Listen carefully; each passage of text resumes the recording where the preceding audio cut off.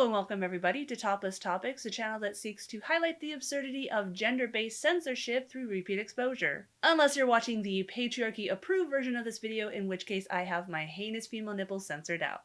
If you'd like to see the patriarchy-unapproved version of this video, you can go to my website, toplesstopics.org/transmaleprivilege, or just go to toplesstopics.org and search for the name of this video.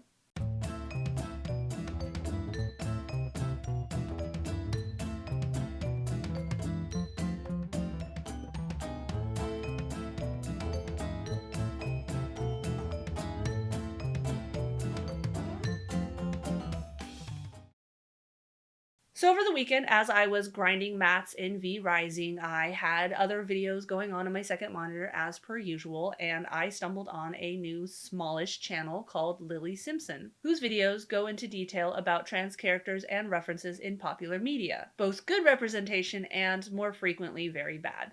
I've only watched a couple of her videos so far, but they were really good, so go ahead and check her out. You know, links, description, page, all that stuff. And maybe say Topless Topics sent you if you feel like it.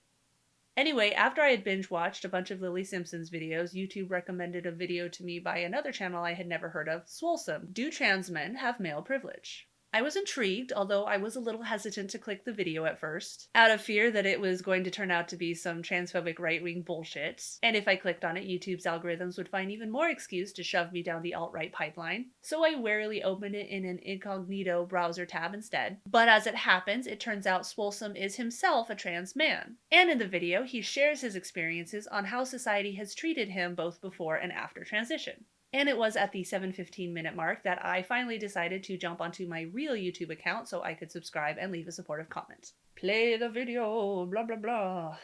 This is a big one. I can just deadass have my nipples out. I can just go outside without a shirt on and nobody's going to question it or say anything or look at me like I'm being inappropriate. They might think it's a little bit weird right now given that it's -2 outside, but that's not the point. That whole situation feels completely different now. And I don't mean specifically my nipples, those lost feeling in top surgery because of the process that they go through. They gotta take them off and stick them back on. But that is also beside the point. I no longer experience this weird taboo-based anxiety around having my chest out. My body isn't sexualized just for existing. Now, I'm not going to play the entire video because I am not a content thief, and the whole video is under 15 minutes long, so go ahead and watch it for yourself. To briefly summarize the video, if you are at all tuned in to leftist conversations, you can probably already guess what a lot of his experiences have been as someone newly perceived by society as male. Not being interrupted all the time while speaking, not having his body touched by strangers without consent, not receiving an incessant overabundance of evaluations of his physical appearance, and not feeling physically unsafe when walking alone at night.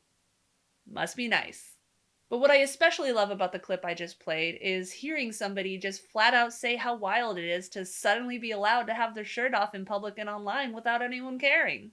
Topless inequality is one of those things that, like so many societal issues of the past that have only recently broken into public consciousness, currently gender-based censorship just continues, unnoticed and unquestioned, even by other progressives.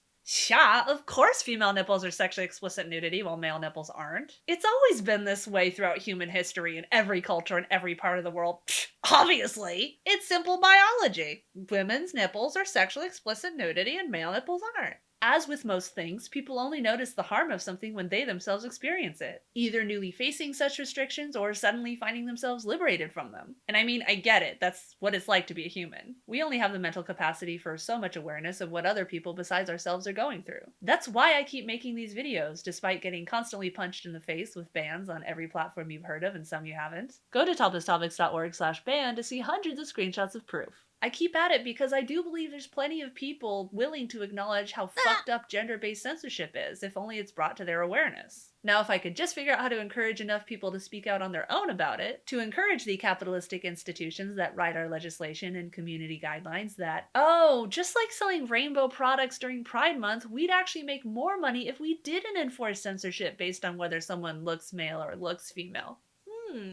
Totally unrelated self-plug, but if you'd like to hear me rant about these and many other progressive issues, feel free to smash that like button, subscribe, click the bell notification icon, leave a comment, etc, etc, etc. If you've never seen any of my videos before, hello, my name is Cleo. Not Chloe, Cleo.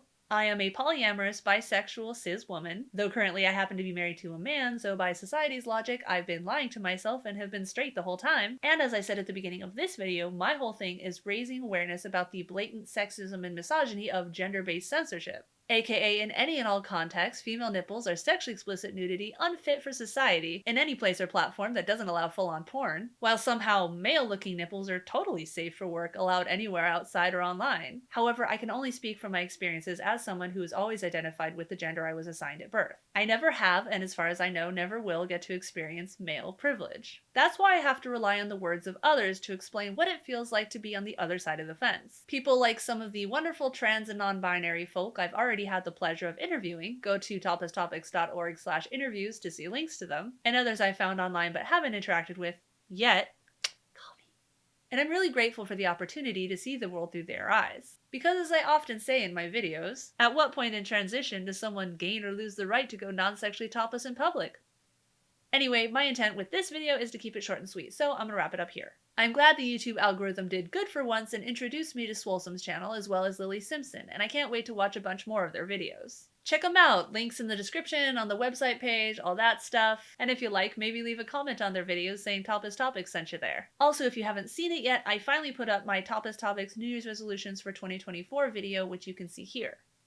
I spent a long time making that one, and I'd really appreciate if you checked it out and left a comment to let me know if the additional hours of editing was worth it. As always, you can watch the patriarchy approved version here on YouTube, or you can go to my website to see the patriarchy unapproved version at toplesstopics.org/ny2024.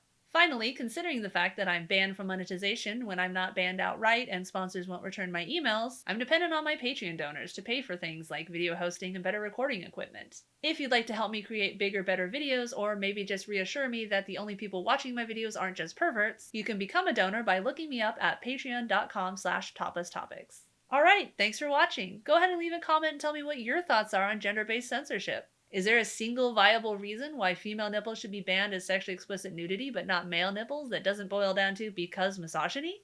Can't wait to hear your thoughts. Cleo out.